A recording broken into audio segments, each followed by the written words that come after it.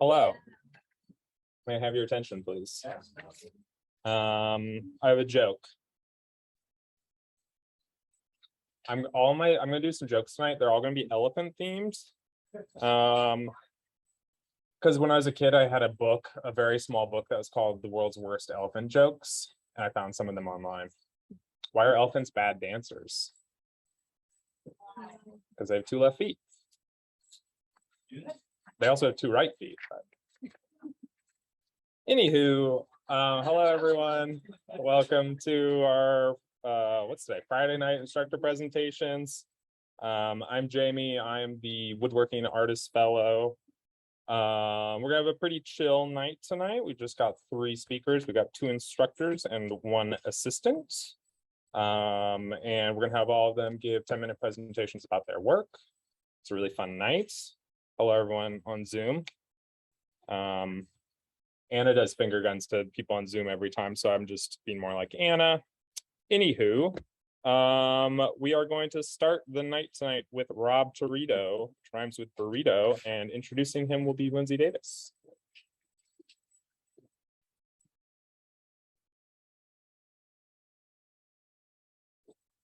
Hello, everybody.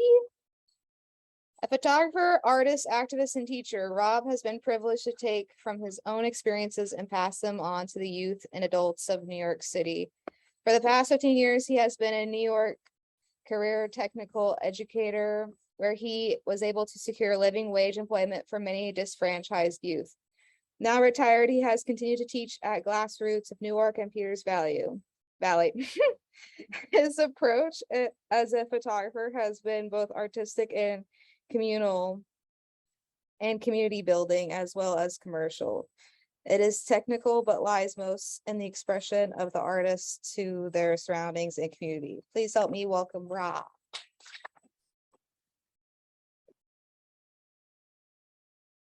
Okay. It's not an easy thing to do to introduce anybody. I just want to thank like all of you for having me be here. This has been a really great privilege for me and for the young people that are able to be up here, you know. I want to talk a little bit about my photography. So in the early 1880s or the 1980s, I started as a photographer. And I was really, I guess I could say I was lucky, because I found a type of photography that I loved at a very young age and that got a lot of attention. I really enjoyed the idea of going in and photographing people. I'm really great at talking to people and getting to relax and get to know them, and then photographing. And that was kind of part of I guess a you know, like being a street guy in New York. Like you had to be able to talk to people, and you know, you either had to be funny or you had to be tough.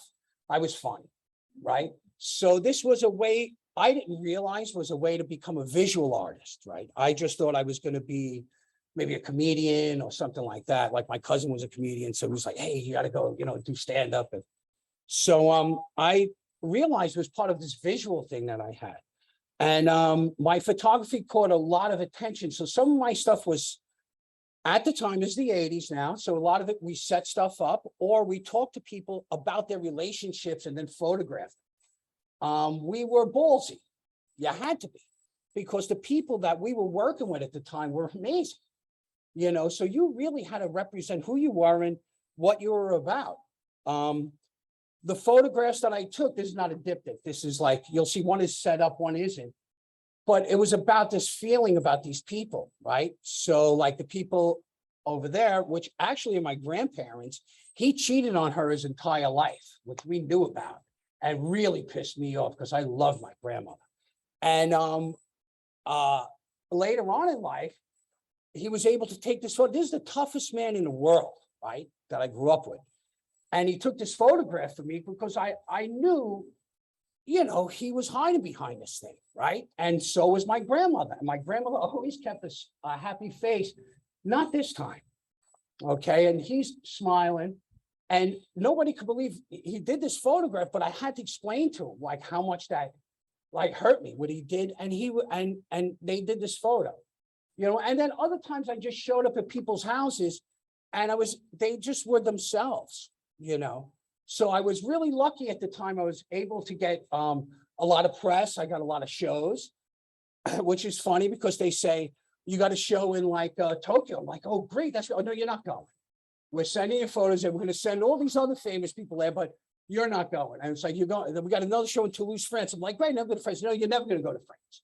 You know, we're sending you photos.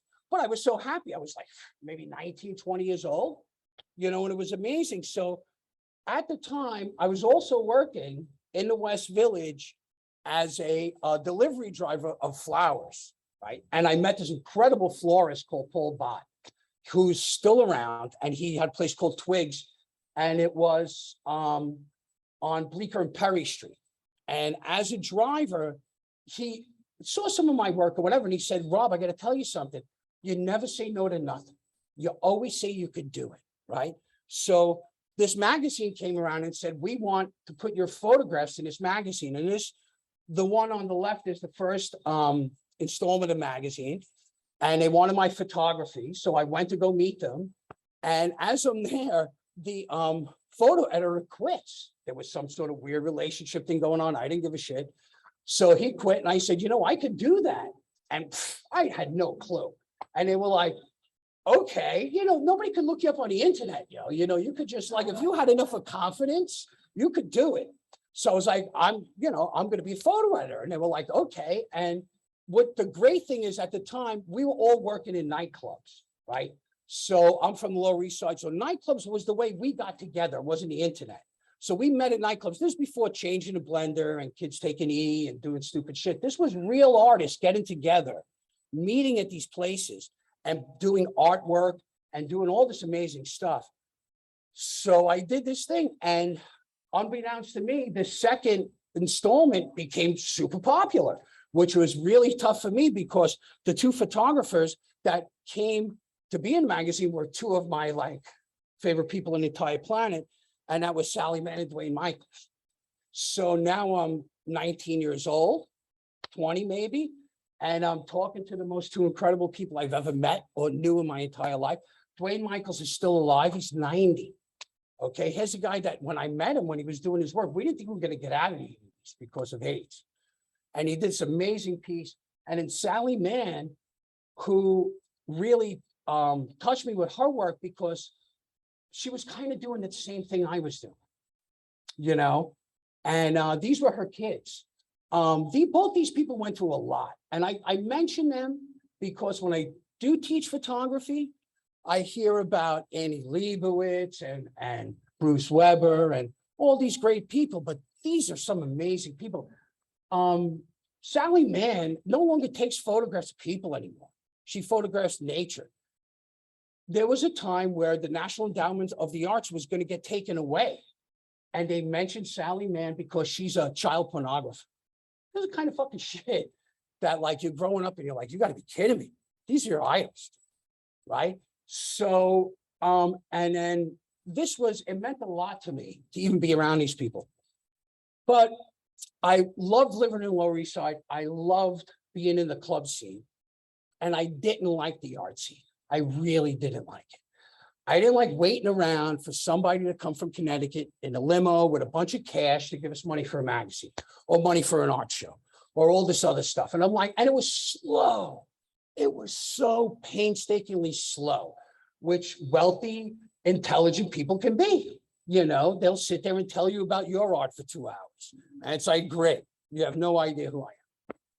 So at the time, my art changed and my art and lifestyle shifted. Part of that was I started to become an actual florist because Paul said, okay, I think you could do flowers. And I was working in the clubs. I was my last black and white photograph I've ever taken. And it was night photography. So I was like, wow, I want to transfer this into this new thing. So I'm working in these clubs and instead of doing like photos of club kids and the hats and I was me anyway. I wanted to follow these kids home where they lived in the suburbs And I was able to go and, these are not diptychs, because I hate put one photo up at a time, because it's like, so I would go to Staten Island, I would go to Brooklyn, I would go to Queens, and follow these kids home and do this night photography, which I thought was amazing. Because every night photography is usually a car with streaks, but I was able to use flash in a way. And I want you to know, I printed all of these, even though they look kind of rough now. That was the other thing, we printed everything. And you had to be pure when you printed everything. Like you couldn't even use graded black and white paper. Like you had to buy a grade paper. You know, this is what it was. And it was this task that you had to take on. But that was part of the art for me. You know, I really love that. I love the idea of printing my own stuff, you know, and doing and getting the color I wanted, you know. So this was something that was going on for me. And what had happened was we did a party at a club and I met these two kids from NYU and they had this magazine which had the great club content. Michael Musto was writing for them and they were about to do stuff with the Blue Man Group, but nobody knew what Blue Man Group was. I was pissed at their name because they had women and I was like, Blue Man, oh, all right, that was a whole thing. But I liked the content, their photography sucked, right? So I said, okay, I'm going to take all my art photographers that are not going to make the magazine, and we're going to do fashion. We're going to do a magazine. And they were like, they didn't give a shit. They were like, okay. They thought I was great because of all these people like Dwayne Michael. So I went and did it. So, but we were going to change it in a way, and we were going to have actual art photographers shoot the fashion. Do the magazine covers. That's David LaChapelle. I don't know if anybody knows David LaChapelle. So David LaChapelle, a friend of mine said, I believe he's passed away now. He said, I'm with this great photographer. I was in Israel. He's completely nuts. His name is David LaChapelle. And he will do a cover for you. And I was like, okay, I don't know. So I was like, okay. And then he made this incredible cover for us. And I wanted to do that. But the other thing I wanted was the advertising inside the magazine. We was this street great magazine, but then we would have like advertising for like Sleepy's, you know, where it's like a really bad commercial, you know, or you know, buy a mattress. So I said, this is what we're going to do. We're going to take all these art photographers and we're going to reshoot all the advertising. And they said, no one's going to go for that. I said, we're going to do it for free. And they're like, what? I said, yeah, we're going to do it for free. We have studio space. Let's just do this, right? So we went and we started to photograph the advertising. And the one is a mattress company, which is hilarious. And that's funny because the photographer, I believe, was Dan Charay, was an art photographer. And I sent him out there, and that's Julie Jules, who was a club kid. And we said, oh, Julie took the train. And then the mattress guy showed up with the mattresses. And then we took this photo, and then this old lady showed up and was like, what are you doing in front of my building? And she poured the wine out. I was like, wow, look at this, it's so great. That was great. But then getting Absolute Vodka to do an ad was a totally different story. Because I don't know if you know, in the 80s, 90s, Absolute Vodka ads were like the thing to do. And they were so yuppie, cheesy. And I was like, I'm not going to put this in the magazine. And he's like, well, who are you? I'm giving you the money. I said, the photo editor. So he said, well, we're not going to do it. There's a big thing. I said, okay, come down to, we had an office in the meat district, which was the real meat district. Like when you walk down the street, cobblestones were covered in like fat. It was so gross, you know. It was unbelievable. The cockroaches were the biggest things I've ever seen. We had the worst little office ever. We invited him down and he looked in the office. He wouldn't even come. And I said, well, let's go to the roof. So we took him up to the roof. And at the time they were dismantling, I believe it was the 3rd Street. No, it was the West Side. It was the West Side subway. And we used to throw parties up there too, which was great. We may have smoked a joint. I don't remember. Listen, I'm old, so I don't remember a lot of shit. And I said, I talked them into it. I said, these people out here, and I pointed to the city because they love when you point to the city. I said, these people out here love your vodka and they want to see like club vodka. And he was like, okay, I'll do it, but You can't put it in any other magazines. And I'm thinking, nobody else wants this fucking shot. There's no way. So I said, one more thing we need. I was like, what? We need 10 cases of vodka. He said, what? I said, let's throw a fucking party now. And we threw a great party at the World, which was right down the block from where I live. It was on 3rd Street, was it? No, 1st Street between A and B. It's not a church, everything is. And we shot this ad. And that was really great. And it was great to get the artists, but the artists needed something else. So we actually put a gallery section for the artists. So even though they shot the ads, we got to show their work at the same time. Yes. I'm done? Okay. All right. Anyway, so being a doing this, I became a curator. So I was able to do a lot of shows and get these artists shown, which I love. And I did a lot of club stuff. So we did actual interior design. We actually had art shows. I told you this before, changing the blender and all that stuff. And it was really great for me. But I realized what I really loved was working with these young people, you know? And I was like, this is where I really like. And then I never forget, I went for a job. At the time, Condé Nast bought up all the magazines. Everything went corporate. Like 1990 was like, boom, everything's done. And I went for a job, and I never forget, I forgot what magazine for a photo editor, and it was these two guys dressed in suits, throwing rolled up piece of paper into a garbage pail, yelling, Jordan. And I'm like, I can't fucking work here. There's no way. This is like over for me. Like, I can't believe, like, I'm washed up at like 20. I was like, so I said, well, I'm going to be a teacher. And I am. And it was the most amazing thing in my life. I didn't realize that I had the power for the neighborhood I grew up in. Like, I get like sad and weird, but that I could do that, which was meant. And the thing with Peters Valley was I haven't done photography in a very long time. So this crazy idea of, I never forget, I got the phone call, Grassroots was sending kids up to Peters Valley. I said, where is that? I looked at it, I said, are you fucking crazy? I said, and who's going to pull this off? They were like, you are. I'm like, fuck you. And then the thing that was so amazing was the kids took to it. And not only that, I got my life back here. This place gave me my life back in photography and my kids are here. Okay. So that's full circle, dude. And it took so long to get there that when I put this together, I didn't realize that. So I'm at a crossroads now. Digital is on the left, which I hate, but Manny's making me love it.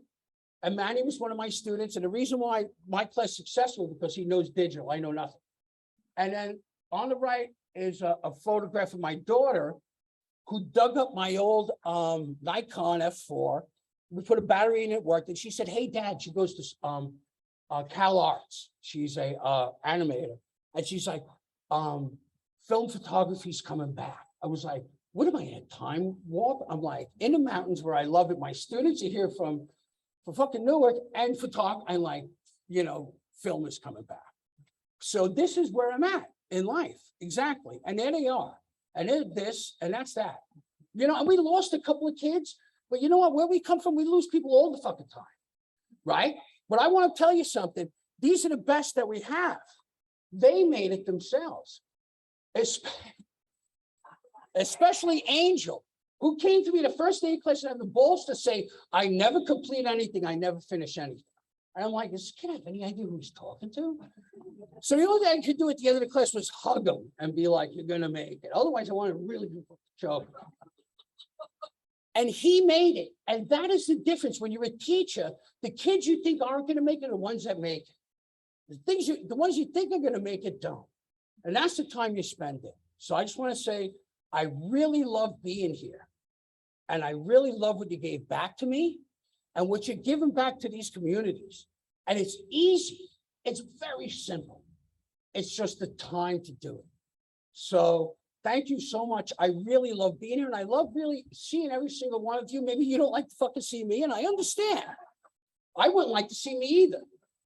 What are you doing here? Why do we need you here? I mean, and it's, you know, but that's the questions we get.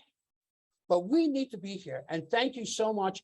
And I want to say for Lindsay, it's amazing. And I really want to try and build this program back. And she gets it, right? And not only you get people that work here that get it. So went way over the fucking 10 minutes. So thank you so much. Thank you so much.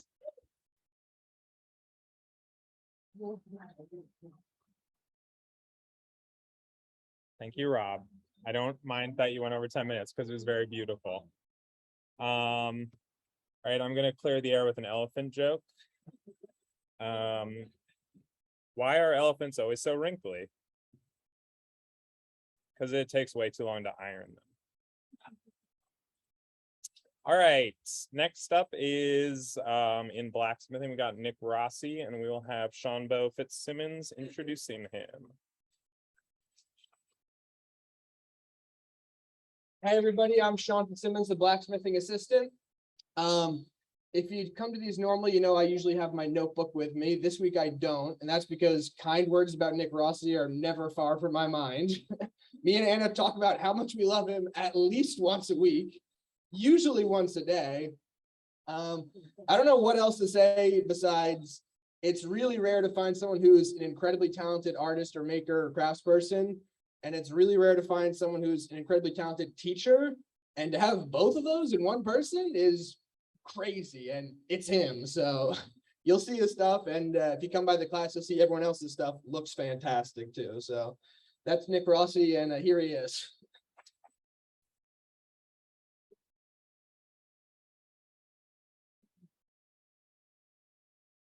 Hey everybody, I'm Nick Rossi, as he said, really nice, thank you. And I am a professional bladesmith. My studio is in Vassalboro, Maine, in the central Maine Willy Wax. I've been making knives for 23 years now, which is longer than I've been doing anything, and longer than I've not been making knives, which is like pretty wild. And I mean, I guess I should kind of explain to you guys what a bladesmith is. And bladesmithing is sort of a subset of blacksmithing in the sense that we are taking a high carbon steel and we are plastically moving it with a hammer to get it as close as we possibly can to a final shape. And it's very similar to ceramics in a lot of ways, except it just requires more force and heat. So you get a piece of metal really hot, it gets squishy, and it gets to the point where you can manipulate it with a hammer. And this is what everyone is doing this week. We're doing kitchen knives, which is my personal favorite. I like to cook, and I like to eat as much as I like to make knives, at least. So this is really something that is like my true love is making kitchen knives, because they really get used every day as a tool for every day, and that's really important to me. And you can see here that this is a progression. So each step leads to the final product, and you can see in the middle there are some pretty weird steps there. There are some steps that look non-linear. They look like they don't belong. And that is kind of the fun part about it, because there's a lot of things that you have to do with a piece of metal that seems really backwards or wrong to get what you want in the final process. And I basically just have screwed stuff up for years and years, and I've kind of figured out sort of a pathway to the easiest way to do this stuff. And I was self-taught for the most part. Luckily, Peters Valley was a very early adopter of bladesmithing as fine craft, which is really awesome.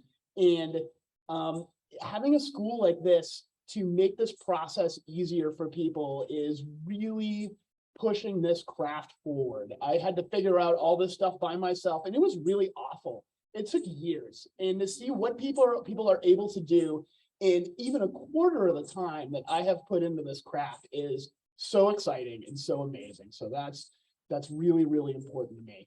And I get asked a lot, like, well, now there's sort of like some cultural reference points to bladesmithing and knife making, like on TV and on the internet.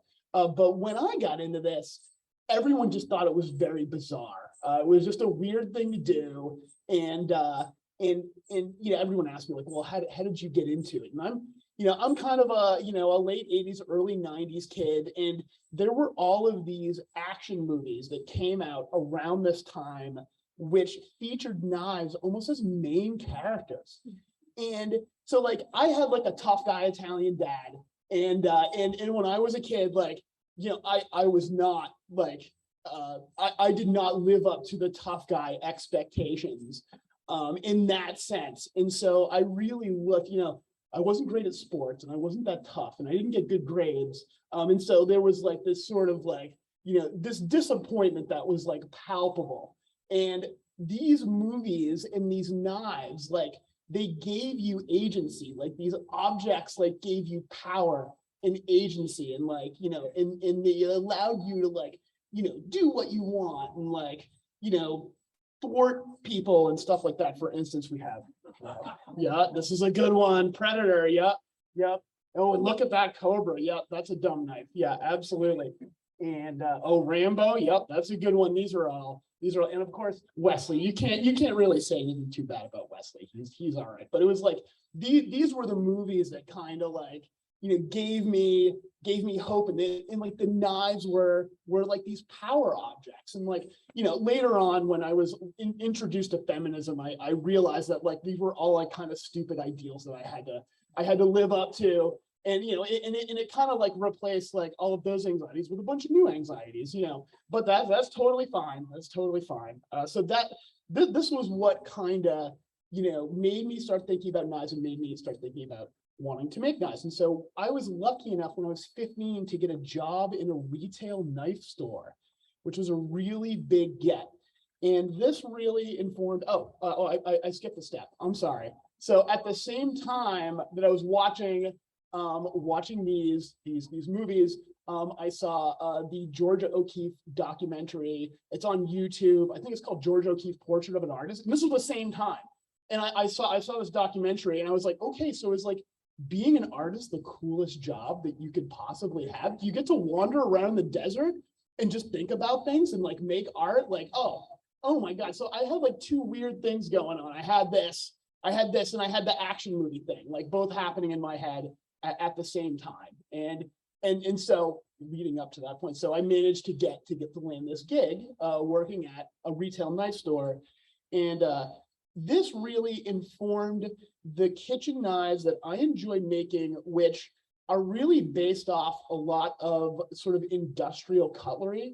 So you have people that work with knives in their hands for 10 hours a day. Like, you know, these are professional butchers, people that live every day with a knife in their hand. And when I was working for this shop, like I saw like, okay, we need 400 of these like boning knives for a huge factory. Like, why these boning knives? Why this handle shape? Why this blade shape? Like, what makes these knives acceptable to hold in your hand and work an entire shift? And so these are the kitchen knives and sort of the typology and variations of kitchen knives that I've worked with.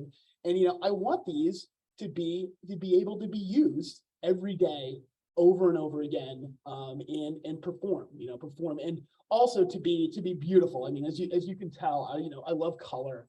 Knives are usually pretty like lots of browns and blacks and stuff like that, and lots of earth tones, and I like to make it fun. I like to add a little zazz, and play with different colorways, and it just keeps it exciting for me. So pairing knives, I make a lot of pairing knives. I kind of see them as the ceramic mug of like kitchen knives. So I've got like a lot of, I've got a lot of ceramics friends, and I've got a bunch of mugs, and I love all of them. I love holding them. I love drinking from them. You make every coffee a better, just more satisfying. And pairing knives are the same thing for me. They're a super, super simple object, but like they make every time that you cook something, every time you pick it up to open a package or something, just a little bit better. And it's kind of like the essence of fine craft in a way, just making an object part of your day and part of your life. So I make a lot of pairing knives, and also like, and for those of us who are professional craftspeople and had to do the same thing over and over and over again, there's a certain amount of like toil associated with making like 12 to 24 of these things, and doing a process over and over and over again while it might not be the most fun and the funnest thing in the world, it has built this proficiency, this repetition of, you learn the most when you're not having a good time, I think, and you learn the most when something becomes so rote that you can do it. You can do it drunk, you can do it hungover, you can do it in the morning, you can do it at night, and it all comes out the same, and that's where true proficiency. And I'm still getting faster, I'm still getting better at making these, and I love the finished product, but I don't always love the process, and that's okay too, right? It is. And that's we've got some fancier paring knives. So these two paring knives and also this set are made out of pattern welded steel. So you can see layers here, and you see like a bright layer and you see a dark layer, and the bright layer is a high nickel content steel and the dark layer is a high carbon steel. And so you're able to create these patterns and of really, anything that you can imagine you can do. And this is known as pattern welding or Damascus, sort of the general term that's used, but it kind of dates back to pre-Viking, migration era swords were made using this technique to develop these patterns. And it really is pretty fun and super beautiful. And so recently I got my master bladesmith rating from the American Bladesmith Society, which, thanks. Yeah. And it's pretty brutal. It's through the American Bladesmith Society, and there are lots of hoops that you have to jump through, but the final thing is you make 5 knives that are judged by 7 super stern guys in very, very big hats who look at your knives, and basically you have to make 5 perfect knives. And there's 150 master bladesmiths in the world, and 2 of them die every year, and then 2 people get their master bladesmith stamp. So it kind of hovers around it. They're old. They're mostly old guys. So it kind of hovers around that number. And part of the challenge is you have to make a European style quill and dagger. And I'm not one to do anything half-assed. So there's a very specific way that Renaissance age things were designed, using the Fibonacci sequence and using sort of modules, because there was no rulers back then. You used a compass to lay out absolutely everything. So using the work of Peter Johnson and Kevin Cashin, and actually I got to go to the Deutsche Klingen Museum in Germany and look at some original pieces and document those of European quill and daggers. So I really wanted an informed design, and this was a layout of that using that technique, and that is the finished piece. And it was pretty wild. It was a super fun project, and that is pattern welded steel. And so there's this material called wrought iron, which absolutely everything used to be made out of before the Bessemer process was invented. And I'm a big fan of it. So the fittings that you see here were actually dragged up by a scallop boat in down East Maine. It was a chain. It was old chain. And all of that was forged out of that, probably 1920s, 1930s wrought iron. So I like stuff with provenance. It really came from the bottom of the ocean. So pretty fun.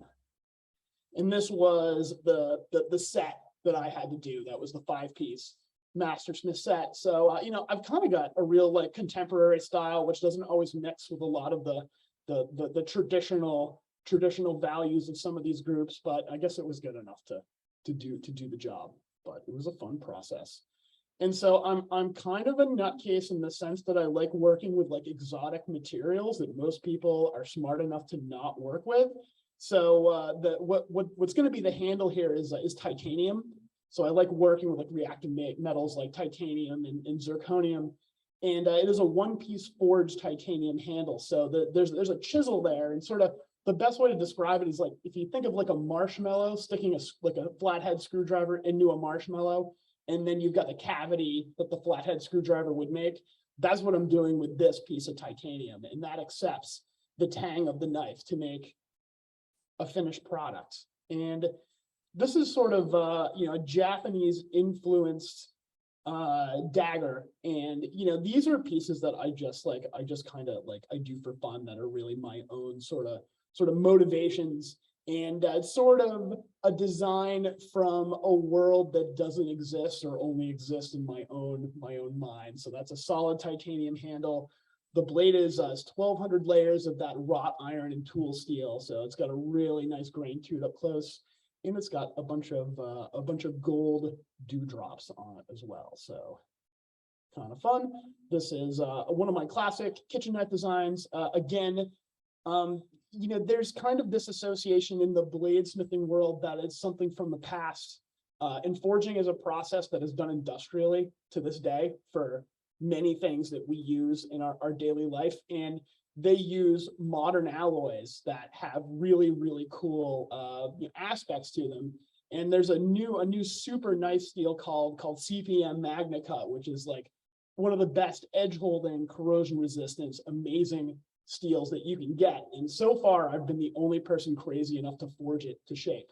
And it's not really all that bad. You just kind of have to sort of know what you're doing and not, you know, be not afraid to ruin, you know, a couple $100 worth of material, which I did, learning how to forge it. But hey, you know, that's just kind of how it goes.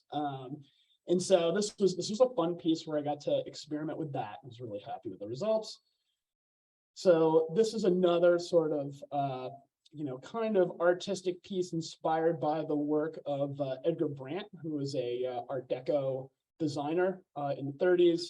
And, you know, I've got sort of, you know, multiple, you know, classic deco, multiple metals, collars, a lot of traditional blacksmithing points. So I was very much inspired by traditional blacksmith work and kind of applying it to knives. So, and that's got sort of a cool floating stand. This is a desk knife for a GM, sort of engineer executive that wanted something that kind of fit. So I also like making tools.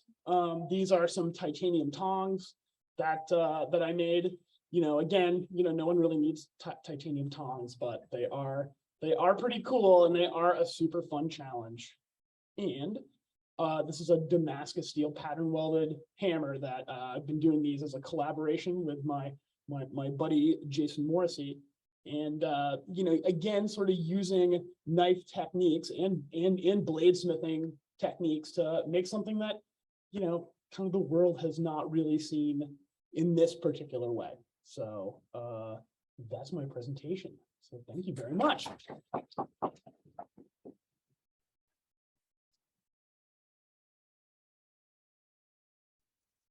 Thank you, Nick. That was excellent.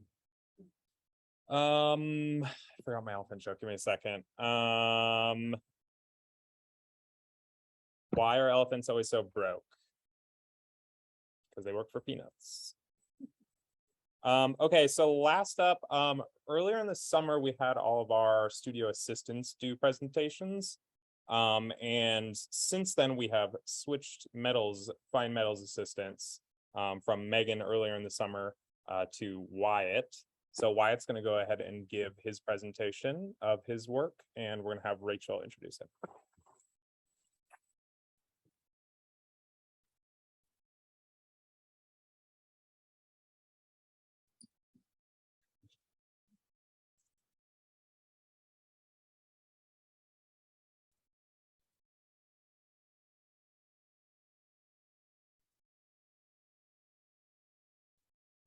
Hi, everyone. Can you hear me? Excellent. I am pleased to introduce our fine metals assistant to you, Wyatt Nestor-Pasicznyk. Wyatt NP is a metalsmith, jeweler, and enamelist. Wyatt grew up in a small rural town working with horses his whole life, and since graduating from Tyler with a BFA in metals jewelry and CAD/CAM design, he has been working as a farrier's apprentice shoeing horses. The culture of both farming and agriculture heavily impact the kind of work he makes in his practice. Wyatt creates much of his work in the form of Jean Plaivet enameled belt buckles, a type of body adornment so often masculinized and tied to both rural identity and normativity. In my opinion, and I think you will agree with me once you see them, Wyatt makes the finest belt buckles around. So please help me welcome Wyatt.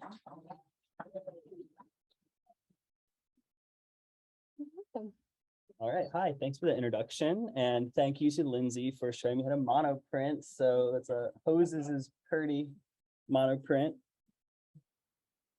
All right, so my name's Wyatt Nestor-Pasicznyk, and I'm from a rural town in New Jersey, but not this part of New Jersey. I'm from Central Jersey, the much disputed Central Jersey. So Lambertville area, so Stockton, but near New Hope, Pennsylvania. But yeah, so to start off, if you talk to me in the studio or just see me around, it's pretty obvious that I'm very into horses. I started riding when I was 3 years old and ended up rescuing a retired racehorse named Quest. He's the brown one.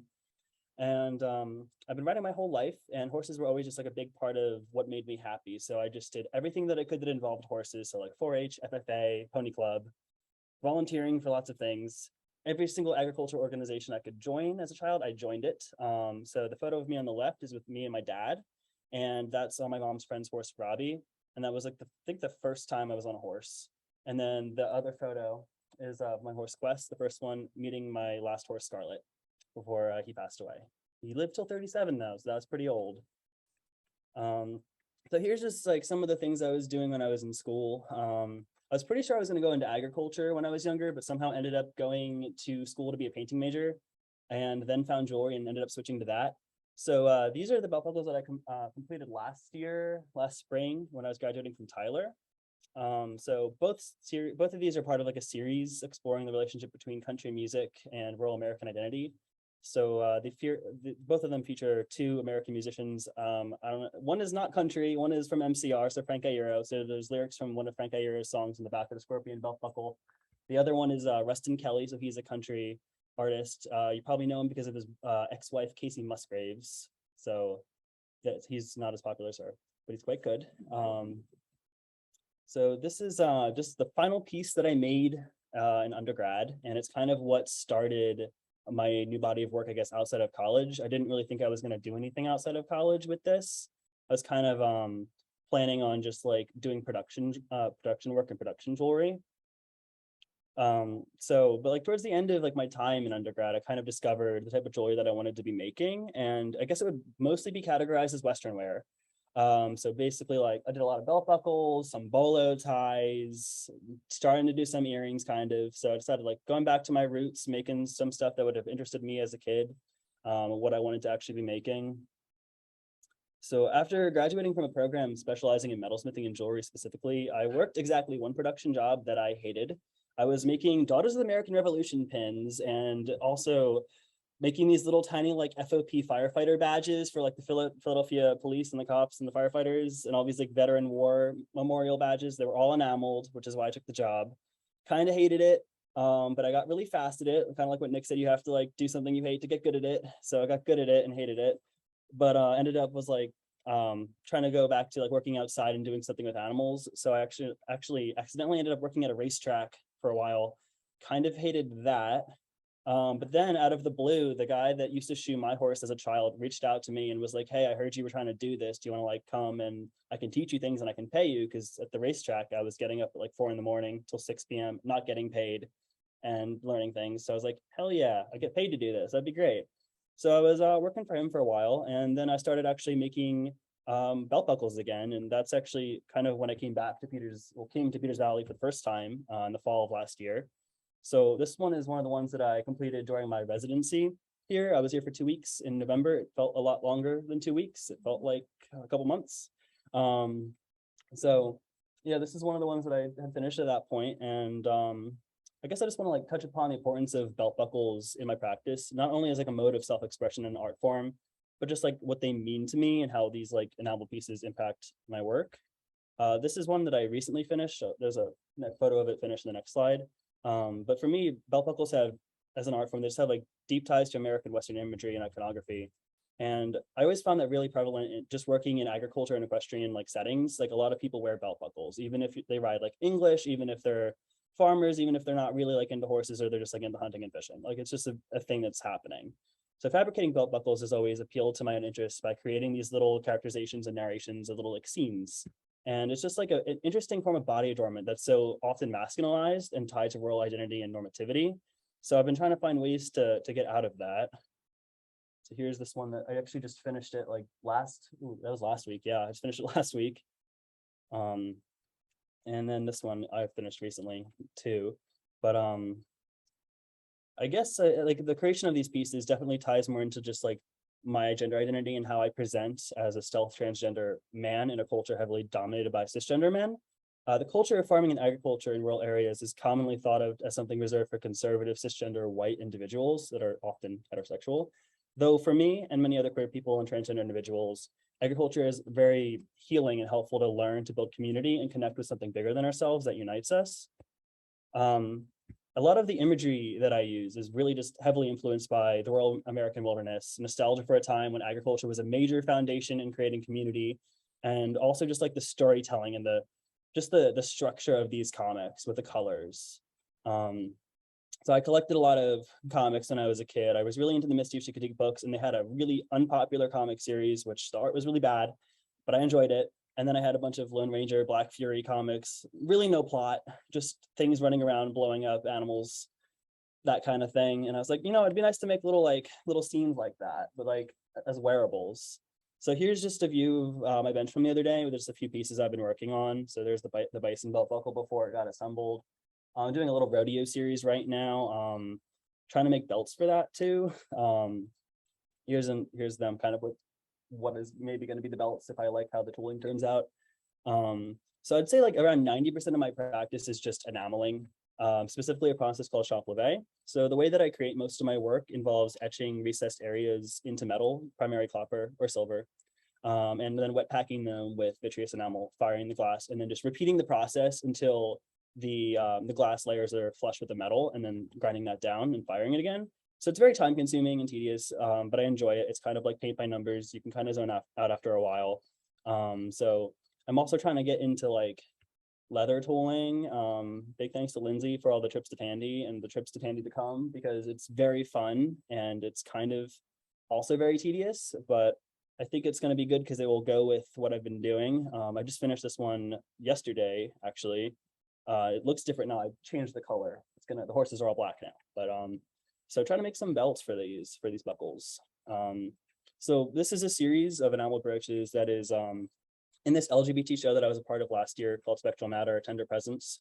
It's currently on view at Gallery 2052 in Chicago, Illinois. Wait, no, it actually just left Gallery 2052 and it's now at Alma's Gallery in Richmond. And it's going to Aramont in the fall, and I'm really excited about it. The backs all have etched lyrics from Laura Jane Grace, who's this transgender singer-songwriter. She was in Against Me, which is a really great band that you should check out. So I just kind of did that as a sort of mini series. I might make some more because they were very fun to do. This is, again, the one piece that I made during my time here. And I did an alternate color pattern of it because I wanted to do a night version, but I kind of like the other one a little bit better. This is a commission I finished at my time in Peters Valley last fall. It was for a friend of mine, and it's also currently on view at the Alchemy 6 exhibition for the Animal Society in Gatlinburg. This was another commission that I finished during my time at Peters Valley in the fall. I kind of was banging out a lot of them. The bolo ties are a big thing now, and I'm trying to get as many as possible done. But yeah, so that's pretty much everything. I'd just like to thank everyone again. It was so wonderful getting to come and work here. I'm thankful that I'm able to be here, even though it was kind of mid-season. I'm happy that the half summer assistantship thing exists, because with having to have so much surgery, it's just kind of hard to be anywhere for so long. But again, big thank you to everybody for letting me be here, and big thank you to Talia. She's the Fine Metals Fellow. She's over there. But yeah, so I think that's it. Yeah, thank you guys.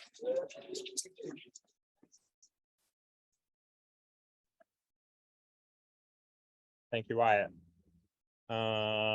Thank you everyone for coming tonight. I believe the office is closed this weekend. They're open Saturday. So if you need anything, stop by the office. Anything else?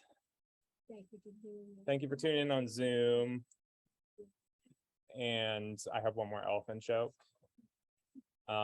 What's the best way to raise a baby elephant? A forklift. All right, thank you all for coming. Hello and thank you so much for watching this program. Peters Valley would like to thank its sponsors for making programs like this possible. If you liked this video, please hit the like button and subscribe to Peters Valley's channel to receive more like it in the future.